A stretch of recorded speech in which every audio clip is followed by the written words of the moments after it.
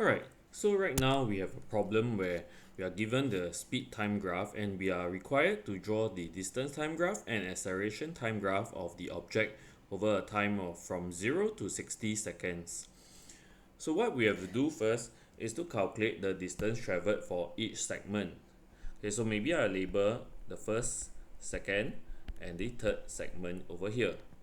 Okay, so since I know that distance traveled, right, is equals to area under the speed time graph,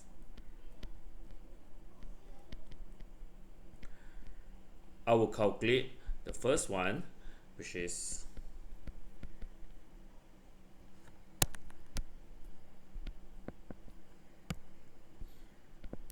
trapezium area. I'll get 255 meter. I'll calculate the second one also, and I realize that is 870 meter. To get the distance traveled from 0 to 30 seconds, so I want to know the total distance from 0 to 30 seconds. And I realize that I have to add up the first and the second one. I get 1125 meter. Now I calculate the third distance, which is triangle area. Half times 30 is 30, and then times 51. I look over here, right, and I'll get 765 meter. I want to calculate the total distance from 0 to 60 seconds.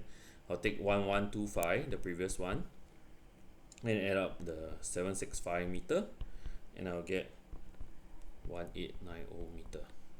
Okay, so now how I draw, I'll identify over here, this is the increasing speed for the first two segments, and the last one is a decreasing speed. Okay, notice how you know it's increasing speed. The speed is increasing from 15 to 36, from 36 to 51, and then finally decreasing speed from 51. The speed is decreasing all the way to 0. So now I put down all these values that I had earlier.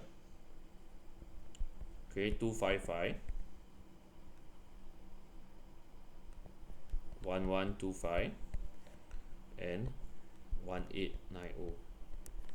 Okay, so increasing speed on the distance time graph is a curve, more gentle to more steep.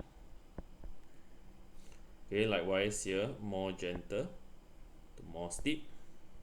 And then finally, the last one, more steep to more gentle, decreasing speed. Okay, so last one, we want the acceleration time graph.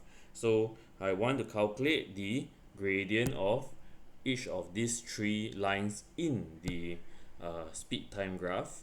So I know acceleration is the gradient here, and likewise the gradient here. Right, so for the first one, right, we have acceleration equals to, so I can apply my gradient formula, and I get 2.1. Likewise, I go on for the second one.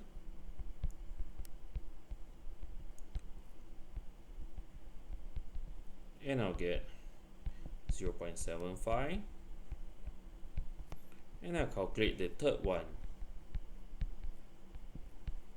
Notice that I'm using the I must get my answer as a negative gradient because the slope from left to right is sloping downwards.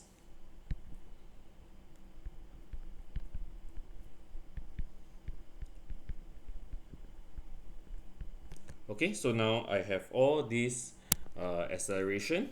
I'll put this down on the graph there. So I just estimate 0.75, 2.1, and then maybe minus 1.7 is about here. Okay, so I will have 2.1 horizontal line, 0.75 another horizontal line, and finally the last one, negative 1.7, another horizontal line. So that's how we transfer the information from the speed time graph to a distance time graph and then the acceleration time graph.